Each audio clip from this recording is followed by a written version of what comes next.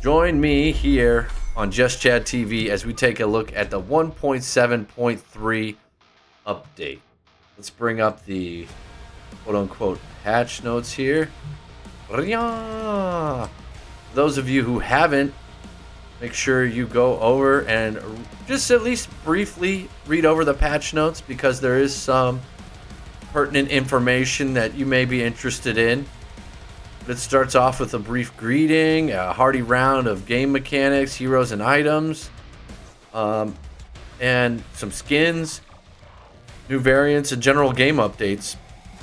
A lot of people have made their piece known about the loss of Legacy in terms of the Agora map, the old Paragon map, how it needs to have better height and this and that. And, frankly, and I think I agree, there was a blog about the reason for getting rid of Legacy. You had it, you enjoyed it, and now we need to focus back on the main, areas. I still hold to the idea that the main maps need to be updated and changed and more aesthetically pleasing. Does that mean adding varying vertical or widening the lanes?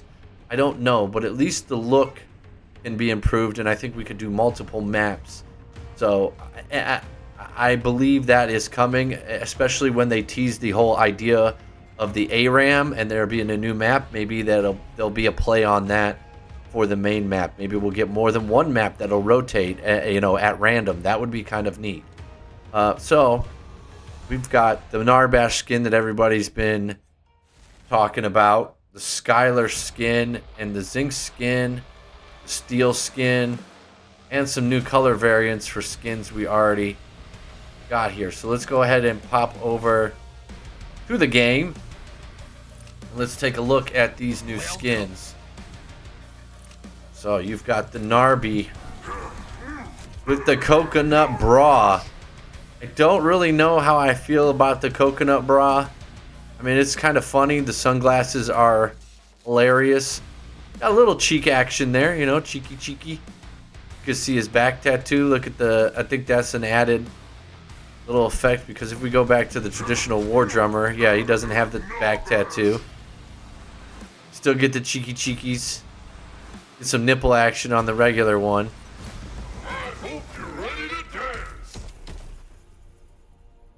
But yeah, there we go. Narbash's belly on the drum. Right? Yeah. Oh, he's got a coconut on the side. Those are definitely some tiki-esque hammers or drum sticks. I love it. They could give him a Thanksgiving one too and make him like a turkey and have him use turkey legs instead. That would be pretty funny. And here's the Skylar. Mine's gonna blow you away. With the alien bio boost.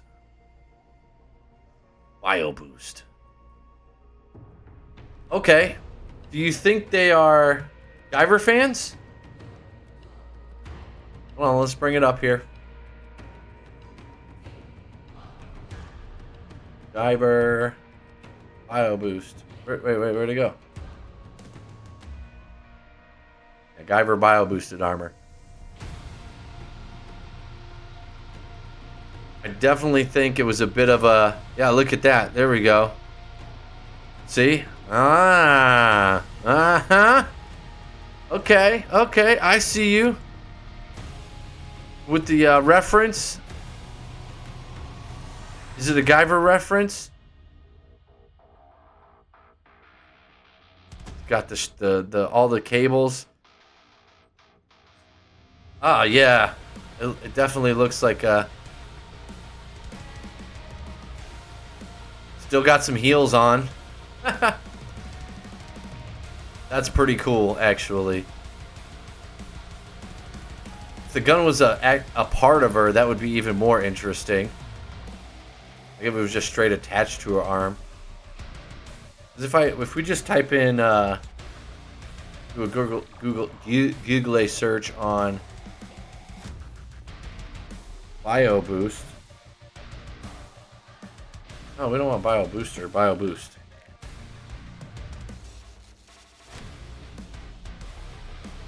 Yeah, no, it's definitely a Guyver reference. That's so cool. That is a deep cut. For you guys who don't know Guyver, please go watch Guyver. Oh man, we're getting so close to more tokusatsu. Oh my god. Yo. I don't know why, but that would be so awesome if they actually put Guyver in the game. They could definitely put Guyver in the game. His ult would be the double-chested beam. He'd have his blades as his regular attack. He could gravity and float kind of like Skylar. So is she basically Guyver, low-key? Don't worry, I've got this on lock and load. I mean, kinda. He instead of the slow ball, he could have like a gravity attack that would root you or something of that nature, right? Like a sonic blast that would have a gravity effect essentially and root the enemy. The double-chested Bio Blaster. The Slicer Arms is the basic attack. Maybe the third attack could be some kind of dash or something of that nature. Bro, that is so cool. That's so cool. Your tech is cute. That is definitely a Guyver reference. And if it's not a Guyver reference,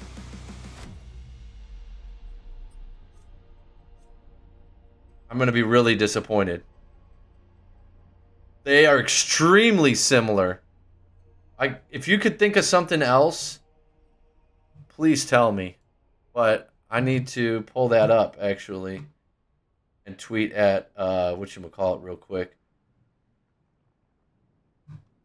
I'm going to tweet at Omeda. I mean, it's literally in the name, Bio Booster Armor Guyver.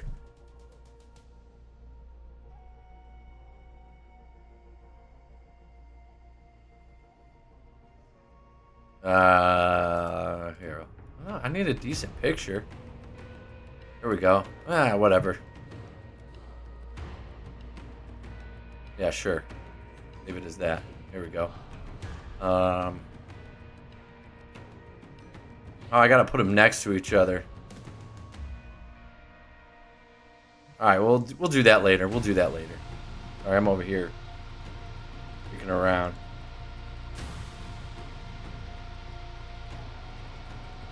Yeah, we'll do that later. Tomorrow.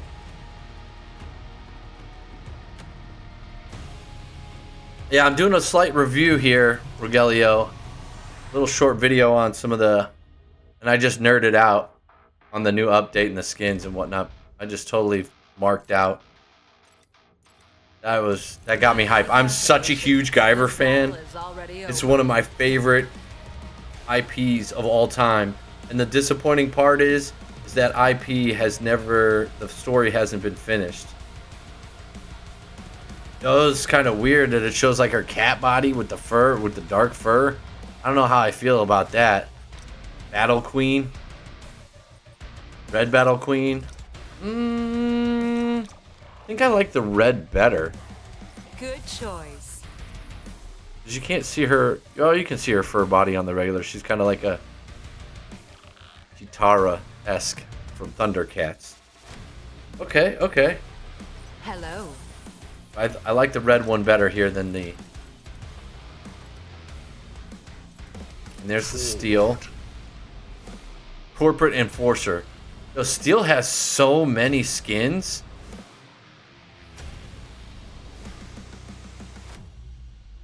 I mean, it's cool. Kind of basic. Stand behind me. It's just honestly a different color of the Lone Guardian. Like, what makes it corporate? Just because it's shiny and blue? Rather than dirtied? Does that play into Steel's lore? I don't know. Anyways, let's see. So you got some bundles, different colors. Red Shadow Ops Greystone. Gold White Tiger Greystone. Let's see these Greystone skins. Hold on. Let's go to Heroes. I'll just go collection. Where's my boy Gray? There he is. Let's see. Shadow Ops. The red Shadow Ops? Nah. Not feeling it. Looks like it's like Ronald McDonald. It's Ronald McDonald Greystone. This is actually Ronald McDonald without makeup. Crusade for the French fries. Bro. Lord Greystone is eternal. Oh, the white tiger, they gave a different color. Gold white tiger. I think I like the white tiger. Why would they call it gold white tiger? Why don't they just call it gold tiger? Let's do it all again. I don't know. Alright, we got the prestige skin. Party comrades and The Fang Mao got another color to something. Pretty sure. This one. Oh, okay. Onward. We fight once more. I am ready. Huh. Onward. Gadget got a new color on something, I think it was. Buckle up. Oh, no, though. Howitzer. Alright. Well, let's see this Skylar bundle. Hold on.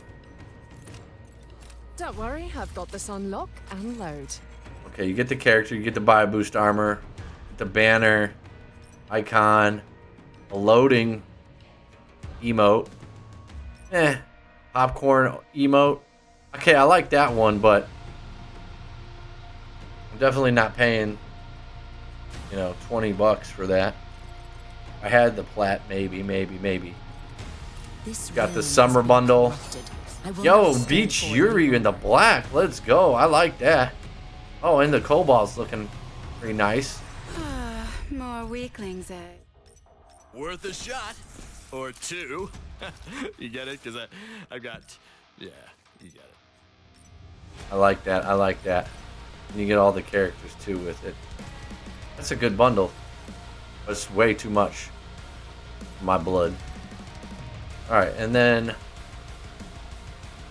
So obviously we talked about the update to labs. They're thinking about bringing in ARAM, which could bring some excitement. Maybe they'll probably get rid of Nitro when they bring in the ARAM, which could be good.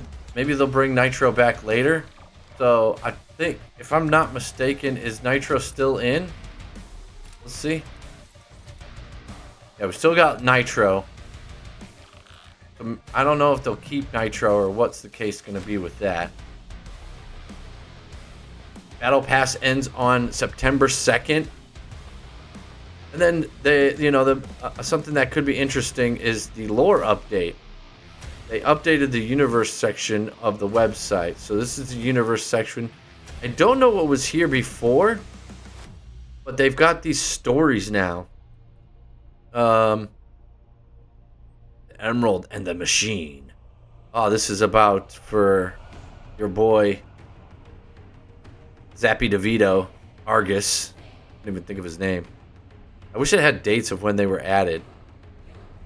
Yes, I'm a human. What do you think I am, bucket lady? Come on now.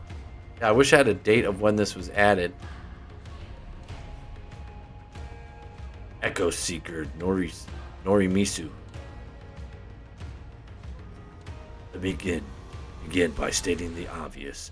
Argus of Roarwalk is not a hero. He is not a tragic figure, not a cursed genius, not the misunderstood martyr of progress that some revisionist quarters have started whispering about in mining halls and low-tier colleges. He is what happens when raw intellect outpaces discipline and ambition grows teeth. Now the basics, before this file is inevitably suppressed or set on fire by some metal-gloved administrator Rowark is a subterranean pit of a city. I've been. Sanctuary runs its blood, food is hard-worn, water is rationed, and children learn the sound of a pickaxe before they know the shape of the sky. Power, literal and symbolic, goes to the diggers. The deeper you go, the more you're worth. Simple economy of suffering. Argus dug deeper than anyone. From all recovered personal notes, it's clear he was brilliant, obsessively so, and like most brilliant people with access to metal and fire, he eventually turned that obsession outward. He streamlined methods of excavation, refined tool work, devised entirely new systems of mineral targeting using something called gravitational interference, which despite the laughable technology appears to have worked. It was during this period that Gideon revisited Roark. For collaboration, observation, or competition, accounts differ. What's known is that the two worked together on a device capable of channeling tremendous magical force through a mechanical rig, the harness. They built it. They couldn't power it. Argus broke, predictably. Altercation between them, allegedly sparked by Argus's temper, surprise, surprise, destroyed the prototypes. Gideon left. Argus did not. Here, the story pivots from the industrious to unhinged. Argus descended into the mines alone for 2 years. He survived in the crawl spaces beneath the planet's skin, feeding off trickles and beetles' shells. He did not retreat in shame, he was waiting. And he found it. A cave, or rather a fault chamber, collapsed around him, revealing a geological anomaly, lava flows, basalt arteries, and at the center, a green gemstone, glowing, alive. He touched it. Of course he touched it. These people always touch things. And he pulled into what was later files refers to as a soul storm, a high atmospheric and possibly extraplanar vortex of elemental chaos. Green lightning, wind like knives, time irregular, breathing impossible. The Reaper Sevrog, yes, another terrifying detail we're supposed to accept, intervened, dragged Argus out, told him what he held was unusable, unsurvivable. Argus, in perfect form, responded by breaking free and flinging himself deeper into the abyss in an attempt to prove Sevrog wrong. He woke back in the cave, the gemstone still there, still glowing. Instead of fleeing like the sane person, he used a mechanical claw to collect it and marched back towards Roark. From there, he rebuilt the harness, alone, embedded with the Emerald's essence into a device called the Arcrune Engine. The result? Functional, dangerous, a hybrid of arcane volatility and technological brilliance. He became a mining god, riches poured from the stone like water from a broken dam, and yet shockingly, no one liked him. Argus grew paranoid, violent, sabotaged his rivals, shunned cooperation, and treated his fellow Rorakians as disposable assets in his pursuit of deeper veins of rarer stones. Some claimed his aura was crackling with storms. Others swore he talked to the engine when he thought no one was listening. Charming. Even among a culture that valorious greed, Argus became feared. The paradox is this: he was their most valuable digger, and he was the reason Roark prospered in those years.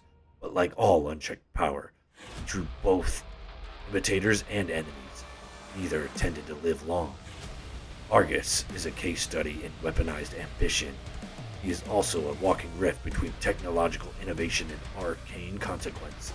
The Arcane Engine must be monitored, tracked, possibly contained. Assuming that it's still possible, I suggest we stop calling him Prodigy. Prodigies do not reshape their spinal columns to fit a cursed emerald into a harness no one else can touch. Prodigies do not survive death vortices out of sheer refusal. Argus is not a success story. He is a pending disaster. Echo Seeker Orimisu. And that is one of the stories in total on the universe page. You've got one about Rena, one about Niskuro Shinzo Yurei,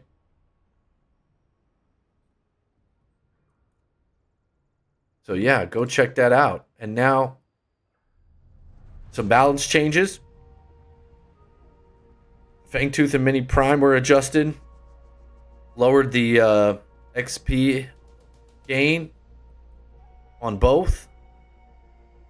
And the gold was reduced on Mini Prime. Is that a big deal? I don't think so. Towers have changed as well. Gold plating has been increased. Tower plating temporary fortification decreased as well. So it looks as though you've got a bit of a choice here. Do you go for like a Mini Prime or do you go for the plating? I think that's going to change my jungle strategy just a little bit.